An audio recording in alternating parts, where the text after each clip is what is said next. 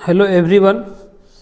आज हम लोग क्लास 10th मैथ विषय के अंतर्गत अध्याय 3B, जैसा कि पिछले वीडियो में हम लोग अध्याय 3A पढ़े थे, जिसमें कि हम लोग विलोपन विधि को पढ़े। आज हम अध्याय 3B दो चर वाले रैखिक समीकरण के अंतर्गत ही हम लोग प्रतिस्थापन विधि पढ़ेंगे। प्रतिस्थापन विधि, क्योंकि बोर्ड के हिसाब से बहुत ही इम्पॉर्टेंट है, क्योंकि मात्र दो ही विधि बच गई हैं। तीसरी विधि वज्र गुणन कट चुकी है, सिलेबस में नहीं है। तो पहले हम लोग आज मनोहर रे की पुस्तक में आप अध्याय 3B में देख रहे हैं कि प्रतिस्थापन विधि से हम लोग कैसे हल करेंगे। तो कुछ प्रश्नों को हम हल करें। इसमें दिया है 2x + 3y + 8 = 0 दे रखा है।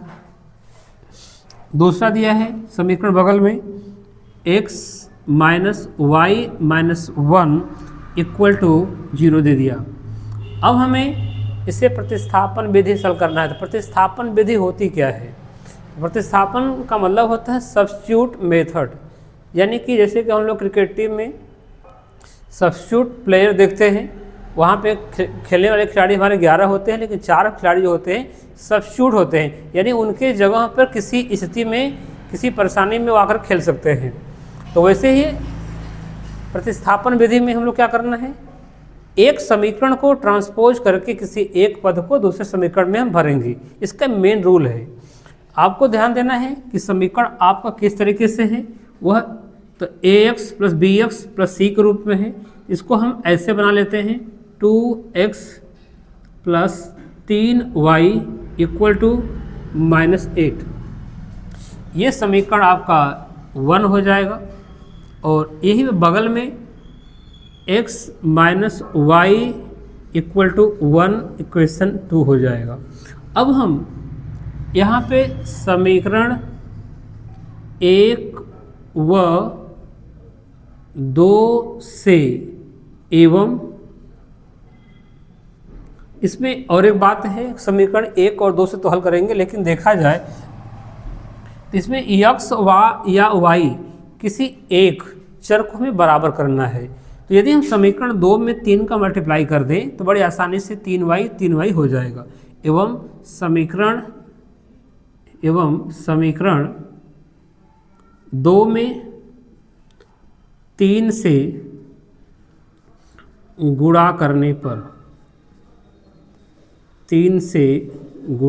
पर अब हम गुणा करके देखेंगे, लेकिन पहले समीकरण 1 वैसे ही लिखेंगे। 3y = -8 है।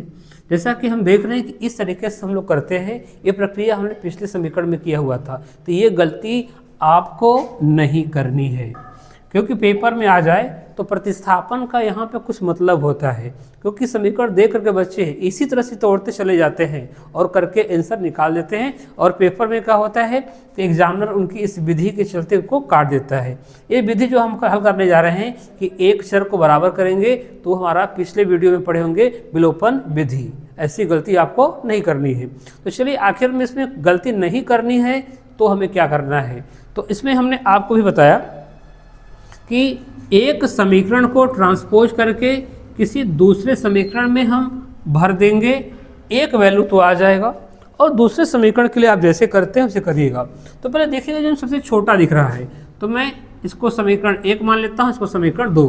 तो अगर हम देखें तो मैं यहाँ लिख देता हूँ समीकरण 2 से, क्योंकि समीकरण देखते ही बच्चे इतने उतावले हो जाते हैं, वो भूल जाते हैं कि मुझे कौन सी विधि का प्रयोग करना है। विलोपन विधि पहले आती है, लोग विलोपन का ही लोग प्रयोग कर लेते हैं। तो अब हम लोग सीधे चलेंगे समीकरण 2 में, देखेंगे क्या है। तो अब यह है x - y = और या इसे ही लिखा है जैसा दिया है, तो -1 = 0। इसमें हम x की वैल्यू निकाल लेते हैं।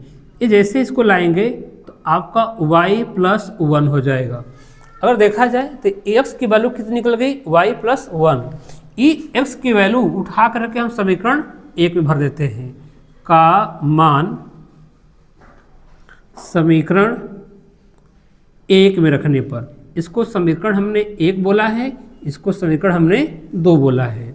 समीकरण एक में रखने पर, इसको समीकरण हम एक में रखेंगे, लेकिन आपको बता दें प्रतिस्थापन में क्या करना है, जिस समीकरण को ट्रांसपोज करेंगे या प्रतिस्थापित करने के लिए हम पक्षांतर करेंगे उसमें नहीं भरना है। हमने समीकरण दो को लिया है तो समीकरण दो में नहीं भरेंगे, अब ये गलती नहीं करनी है, ये जीरो आ जाएगा। अब इस समीकरण को लिए हैं, इससे x की वैल्यू निकाले हैं तो ये x की वैल्यू समीकरण एक में रखी जाएगी। तो 2 ब्रैकेट में x की वैल्यू कितनी आएगी, y plus 1 plus 3y plus 8 equal to 0। 2 का मल्टीप्लाई करेंगे तो 2y plus 2 plus 3y plus 8 equal to 0। तो हम देखेंगे कि 2 और 3y कितना हो जाएगा, 5y प्लस 8 2 10 इक्वल टू 0। तो 5y बराबर -10। यहाँ पर हम क्या करेंगे, बगल में आपको y ट्रांसपोज करेंगे तो y इक्वल टू -10/5, यानी y की वैल्यू क्या हो जाएगी, -2, और y का मान समीकरण अब किसी में रख सकते हैं। केवल बस एक स्टेप ध्यान देना है कि समीकरण एक या दो को हम कैसे पक्षांतर करेंगे। समीकरण छोटा दिख रहा है एक ही, एक में देते हैं, नहीं छोटा यह है ना, दो है, समीकरण दो में रखने पर, दो में रखने पर। तो अब यहाँ पे आएंगे तो x माइनस वाई की वैल्यू कितनी है, -2 -1 इक्वल टू 0। तो हम माइनस प्लस क्या हो जाएगा आपका, ये प्लस हो जाएगा, 3 -1 इक्वल टू 0। अब हम यहाँ से हल कर लेंगे तो ये बचेगा +2 इक्वल टू 0, यानी x की वैल्यू कितनी आ जाएगी, -2 आ जाएगी। अब हमको इसमें रख करके देख लेना है, कैसे चेक करना है कि उत्तर हमारा सही है कि गलत है। तो x और y की वैल्यू क्या है, तो अगर हम जांचना चाहेंगे कि हमारा उत्तर सही है तो मैं यहाँ जांच कर दे रहा हूँ। चलिए जांचिए। तो समीकरण एक में x की वैल्यू -2 माइनस y की वैल्यू कितनी है, -2 है और -1 है, यानी आपको 0 आ जाना चाहिए। तो -2 ये आपका क्या हो जाएगा, +2 -1, यानी ये तो कट जाएगा और क्या बचेगा, -1, यानी कहीं ना कहीं क्या है, दिक्कत है। ऐसे आपको चेक करना है। हल करने के लिए तो हम लोग आंसर निकाल लेंगे, लेकिन ऐसी दिक्कत आपको नहीं लानी है। तो हमने क्या किया था, यहाँ से चेक कर लिए कि इस समीकरण को पक्षांतर किया था तो मुझे x की वैल्यू क्या मिली थी, y + 1 मिला था, ला के हमने भर दिया। अब हमें यहाँ पे x के प्लेस पे y + 1 भरा गया है और मल्टीप्लाई किया, 2y + 2 3y प्लस आपका 2, यानी कि 3 2 5 और 8 2 10, यानी इसको इधर लाएंगे तो इतना हो जाएगा, ये y की वैल्यू हो जाएगी।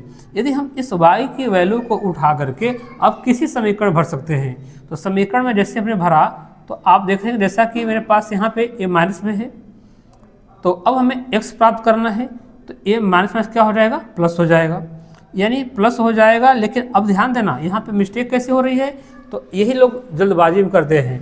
तो माइनस क्या हो गया, प्लस, तो प्लस आपका ये 2 रहेगा न कि 3। तो अब 2 में से जैसे 1 घटेगा क्या बचेगा, आपको 1 बचेगा, तो x की वैल्यू क्या आ जाएगी, -1 आ जाएगी। तो अब ये वाला मान भरेंगे, देखिएगा आपको सटीक आ जाएगा। तो आपने क्या भरा था इस समीकरण में, x की वैल्यू क्या भरा गया था, 2 नहीं आया, तो इसको क्या भरेंगे, -1। y की वैल्यू क्या भरे हमने, y की वैल्यू क्या है यहाँ पे, -2 भर दिया गया, और लास्ट में क्या है, -1 है। तो अब हम इसको खोलेंगे तो -1 + 2 -1, ये आप देख रहे हैं कि -1 -2 हो जाएगा, +2 हो जाएगा, और कट क्या हो जाएगा, ये 0 आ जाएगा। यानी कि इसमें हमने मान भरा और 0 आ गया, यानी ये आपका क्या है, ये उत्तर सही है। अब हमने चेक कर लिया। ऐसे ही आपको प्रतिस्थापन विधि को अपने से स्वयं चेक कर लेना है कि हमारा सही है कि गलत है। अब हम दूसरे प्रश्न को हल करने का प्रयास करें। आप लोग इसको चाहे तो स्क्रीनशॉट ले लीजिए, चाहे तो वीडियो को रोक करके आप देख सकते हैं। अब हम लोग ऐसे ही एक प्रश्न और लेके आ रहे हैं, जिसमें कि वो किसी भी टाइप का प्रश्न हो, लेकिन प्रतिस्थापन विधि में क्या है, आपको ये रूल याद रखना है। ये रूल हमारा क्या है, रूल यही है कि जिस समीकरण से हम पक्षांतर करेंगे कोई मान, जैसे दूसरा number x minus y equal to कितना है, 3 है, और दूसरा क्या है x बटा 3 प्लस y बटा 2 बराबर 6 दिया गया है। ये समीकरण 1 आपका है और ये समीकरण आपका 2 है। अब समीकरण 1 और 2 दे दिया गया। अब हम सीधे भाग करेंगे, तो पहले सुविधा के लिए देखेंगे जो सबसे छोटा दिख रहा होगा, तो मुझे ये दिख रहा है, तो समीकरण 1 से लेंगे तो x minus y equal to 3 दिया है, इसको उठा के इधर भेजेंगे तो x इक्वल टू हो जाएगा आपका 3, y इधर आएगा तो प्लस हो जाएगा, तो आपका y प्लस 3 हो जाएगा। अब ये मान समीकरण 2 में रखने पर, यानी x की वैल्यू उठा कहाँ भरेंगे, समीकरण 2 में भरेंगे। तो समीकरण 2 आपका ये है, x की जगह पे क्या भरिएगा, y plus 3/3 plus y/2 equal to क्या है, 6 है। इसका हम एलसीएम ले लेंगे आपस में, जैसे जाएगा 6 तो 3 दूना हो जाएगा आपका 6, 2 का मल्टीप्लाई इसमें हो जाएगा तो 2y प्लस 2 3 जा 6 प्लस 2 से डिवाइड करेंगे 6 में तो आएगा 3, यानी हो जाएगा 3y इक्वल टू हो जाएगा 6। क्रॉस मल्टीप्लाई करेंगे तो 2 3 5y प्लस 6 इक्वल टू हो जाएगा 36, तो 5y इक्वल टू 36 और 6 को इधर भेजेंगे तो -6 हो जाएगा, यानी 5y इक्वल टू कितना हो जाएगा, 30, तो y इक्वल टू हो जाएगा 30/5, यानी y इक्वल टू कितना आएगा, आपका 6 आ जाएगा। अब ये वाली वैल्यू आ गई, तो हमने देखा कि किसी एक समीकरण को पकड़ लिया, उस समीकरण से किसी एक पद का पक्षांतर किया गया है, पक्षांतर करके हमने x का मान निकाल लिया है, इसी को y को इधर भेज दिया, प्लस हो गया, तो इस x की वैल्यू है, x का मान क्या होगा, ये होगा, x का मान उठा कहाँ भर देंगे, अब समीकरण, जिस समीकरण को पक्षांतर करना है उसमें नहीं भरना है, उस समीकरण को दूसरे में भरेंगे। लेकिन जैसे y का मान आ गया, अब उठा के कहीं भर सकते हैं। अब चाहे तो कहें y का मान समीकरण 1 में रखने पर, समीकरण 1 में रखेंगे तो x माइनस वाई की वैल्यू कितनी है, 6 इक्वल टू कितना है, 3, यानी x इक्वल टू कितना हो जाएगा हमारा, 6 इधर आएगा कितना है प्लस, यानी आपका 9 हो जाएगा। अब हमें आंसर जो मिला है 9 और 6 मिला हुआ है। अगर देखें x की वैल्यू कितना है, 9 है, y की वैल्यू कितनी है, 6 है, माइनस करेंगे कितना आएगा, 3 आएगा, तो आपका आंसर हो जाएगा x equal to 9, y equal to क्या हो जाएगा, 6, ये आपका आंसर हो जाएगा। अब हम बात करेंगे प्रश्न संख्या आपका 3 है,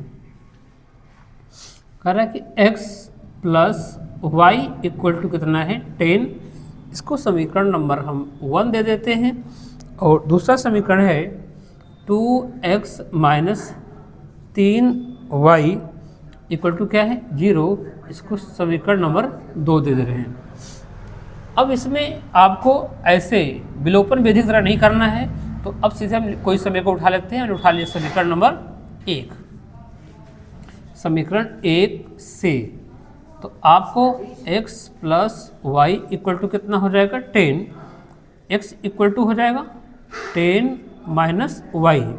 अब ये मान समीकरण आप 1 में रखिए, 1 में रखने